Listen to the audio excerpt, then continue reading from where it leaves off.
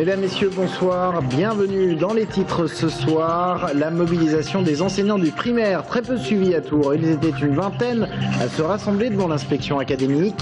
Mobilisation qui fait suite à la réforme du rythme scolaire. Réforme qui pose des problèmes d'application du côté des communes. Certaines attendront 2014. L'état des lieux en Indre-et-Loire dans quelques instants. Un incendie dans une entreprise de fabrication de bitume à Marigny-Marmande. Gros déploiement de pompiers ce matin vers 8 h. Ils étaient une cinquantaine. C'est une cuve de bitume qui a pris feu. Aucun blessé n'est à déplorer. L'économie et l'aéroport de Tours qui poursuit son développement. Nous vous en parlions bientôt. Une nouvelle ligne avec Marrakech. 2 allers-retours par semaine sur les principaux mois de l'année. L'aéroport qui a enregistré sa plus forte progression en 2012, plus 38% de passagers. Et un objectif, franchir la barre des 200 000 en 2013. Ce mercredi était placé sous le signe de la mobilisation nationale des enseignants du primaire. Le mouvement a été peu suivi à Tours, à en croire le rassemblement devant l'inspection académique en début d'après-midi. Seule une vingtaine de personnes pour dénoncer la réforme de Vincent Peillon qui porte sur les rythmes scolaires. Pour les syndicats, elle sera cause d'inégalités entre les communes qui vont être chargées de l'appliquer, non sans problème, on en parlera dans quelques instants. D'abord la réaction du syndicat SNU-IPP. L'opposition n'est pas de principe, il dénonce une réforme mal faite. Donc il faut poser toutes les questions, que ce soit des questions de baisse d'effectifs, et là c'est vraiment l'urgence dans les classes, notamment du département, qui sont extrêmement élevées. Il faut revoir les programmes, il faut revoir les questions d'évaluation, il faut développer le travail en équipe en mettant plus de maîtres que de classe, mais partout, dans toutes les écoles. Et après seulement, une fois qu'on aura abordé l'ensemble de ces questions et qu'on y aura apporté des réponses, on pourra se questionner sur la question des rythmes et de l'allègement du temps de travail sur une journée pour les élèves, qui est un vrai problème. Alors vous le disiez, réforme du rythme scolaire en primaire qui va devoir être appliquée par les communes. Des cours qui finissent plus tôt, une demi-journée à rajouter le mercredi matin ou le samedi.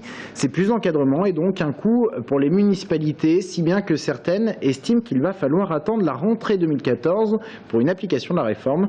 Alors quel état des lieux en Indre-et-Loire? Élément de réponse avec Lizzie Lambert. Appliquer la réforme des rythmes scolaires dès la rentrée 2013 ou en 2014. En Indre-et-Loire, c'est l'indécision. Les maires de Chédigny, Azé-sur-Indre et Saint-Quentin-sur-Indrois penchent pour 2013. Les 50 € plus 40 € dans les zones de revitalisation rurale qui vont être mises en place sur la première année peuvent nous permettre de faire des tests après pour pouvoir corriger le tir sur les années suivantes. Dans les mairies de Tours et de son agglomération, toutes les possibilités sont encore ouvertes, même si 80% des communes seraient pour un report en 2014. À Bléré, le maire, lui, opte pour la concertation. Les maîtres vont voter et j'espère organiser une consultation des parents d'élèves. Et à la suite de ces 2 consultations, la municipalité entérinera les décisions. Pour l'heure, l'ambiance reste floue.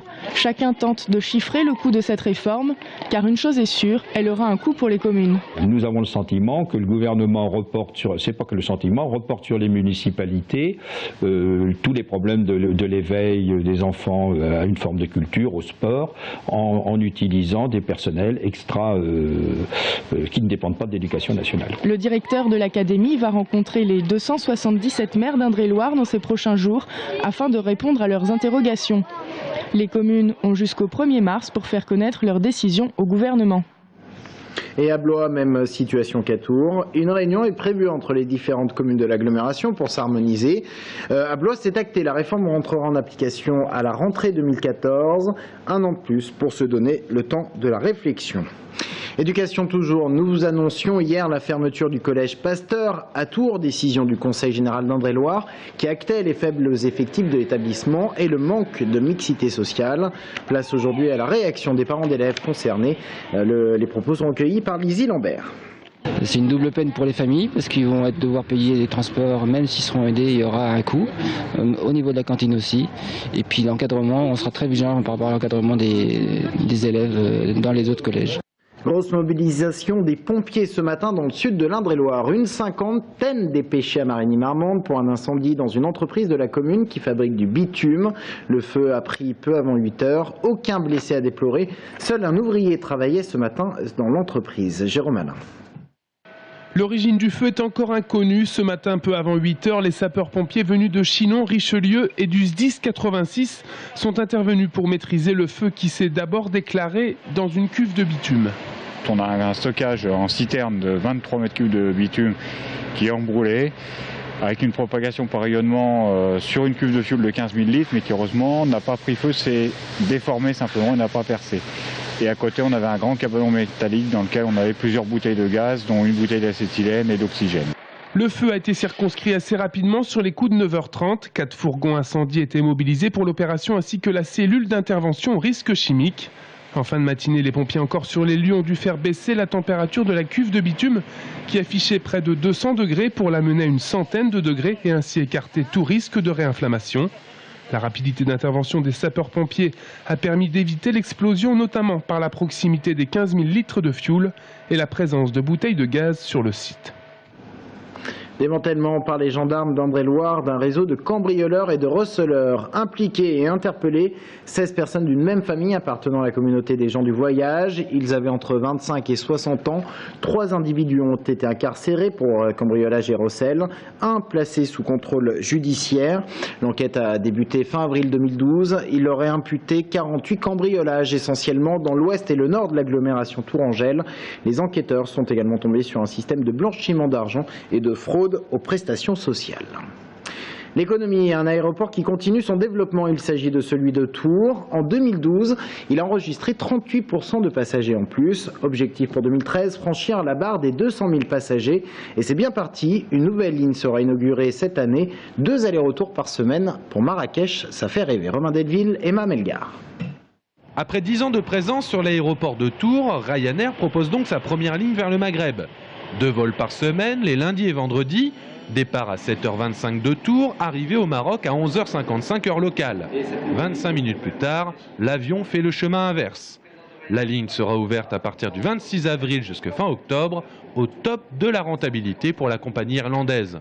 Il faut savoir que 60% ici du trafic Ryanair est condensé entre juin et septembre. Donc des vols qui après, en fin octobre, ici, encore une fois, par rapport au changement d'heure, la saison estivale de Ryanair se termine, comme la plupart des autres compagnies aériennes. Le groupe SNC Lavalin, qui gère l'aéroport de Tours depuis 2 ans et demi, voit d'un très bon œil cette ouverture de ligne vers Marrakech. L'objectif affiché, c'est de passer la barre des 200 000 passagers annuels en 2013. 2012, nous avons enregistré une forte progression, plus 38%, une progression numéro 1 dans l'Hexagone. Et l'année 2013 s'annonce plutôt bien avec l'annonce et l'ouverture du Marrakech par la compagnie Ryanair. L'an passé, l'aéroport de Tours avait proposé un vol vers le Maghreb avec la compagnie Aigle Azur. C'était Alger. Un fiasco de 31 places pour 120 places disponibles. Il y a déjà des réservations sur le Maroc avec la force de frappe que représente le réseau de Ryanair. Je crois aussi que sur l'Algérie, il aurait fallu une adhésion beaucoup plus large et une communication beaucoup plus forte. C'est d'ailleurs une destination qui n'est pas abandonnée, étant donné le nombre important de personnes concernées par ce pays, à la fois en Touraine et au-delà de ça, évidemment, dans toute la région centre. Si le taux de remplissage est satisfaisant sur la ligne Tours-Marrakech, Ryanair n'exclut pas d'en faire un vol régulier. En bref, Oseo rend public les résultats de son enquête semestrielle de conjoncture et c'est le pessimisme pour 2013. Vous allez le voir, un quart des chefs d'entreprise craignent un recul d'activité cette année, 16% pensent réduire leurs effectifs et enfin 1 sur 2 ne pense pas investir cette année. Et en ces périodes de crise, un maître mot, la formation, souvent la seule solution pour éviter le chômage. Et puis il y a aussi le chômage des jeunes sans qualification. C'est dans ce contexte cette année que les Compagnons du Devoir ouvrent leurs portes ce week-end, moitié CFA, moitié organisme de formation professionnalisant à Bac+3. On y reste la plupart du temps de 6 à 8 ans et au final, un job assuré. Anaïs Michaud. Là, tu vas jusque ce que tu peux. Ouais. Et dès que tu as fini, tu viens croiser la peinture. La transmission d'un savoir-faire, c'est la base de l'apprentissage. 500 élèves ont choisi cette voie au sein des Compagnons du Devoir de Tours. Parmi eux, Jérémy. Il a tenté une seconde générale, mais en avait assez d'être tout le temps assis. Aujourd'hui, il est enfin dans le concret. Tous les mois, on va dire, 2 semaines, on a l'internat, c'est-à-dire ici, en atelier, et on apprend les techniques de peinture, quoi. Il se destine au métier de décorateur d'intérieur dans les palais d'Orient. Un projet ambitieux, mais pour autant pas utopique, dans un centre de formation qui recherche l'excellence. Et l'esprit du compagnonnage, c'est bien cela, transmettre des savoir-faire ancestraux, mais aussi développer chez les jeunes un véritable savoir-être, passant notamment par la vie en communauté. Je suis un enfant unique et ça m'a permis d'avoir des frères que je n'ai pas eu avant. Et cet esprit de partage, c'est-à-dire que tout le monde est là pour vous apprendre votre métier, mais après c'est à vous de retransmettre ce que vous avez appris, parce que sans transmission, le compagnonnage n'existerait plus. Donc c'est toutes ces valeurs qui m'ont plu. L'atout majeur des compagnons du devoir, c'est leur fameux Tour de France qui permet aux apprentis d'aller pendant 5 ans aux 4 coins de l'Hexagone afin d'appréhender le métier au sein de tout type d'entreprise aux façons de travailler parfois différentes.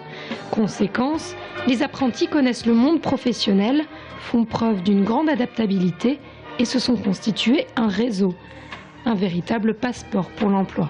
On peut effectivement s'enorgueillir de 96-97% de taux d'insertion en entreprise.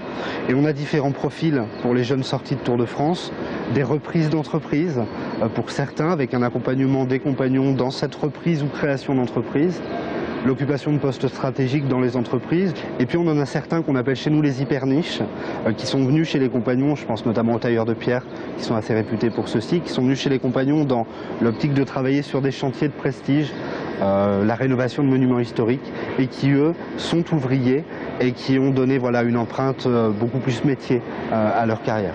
Des cursus allant du CAP à la licence professionnelle, autour de 27 métiers, une vie en communauté, des voyages. Plus que de simples formations, c'est une véritable école de la vie que proposent les compagnons du devoir. Fin de cette édition, merci de l'avoir suivi. Dans un instant, on vous parle d'un documentaire sur le quartier Blanqui à Tours, en compagnie de son réalisateur. Restez avec nous.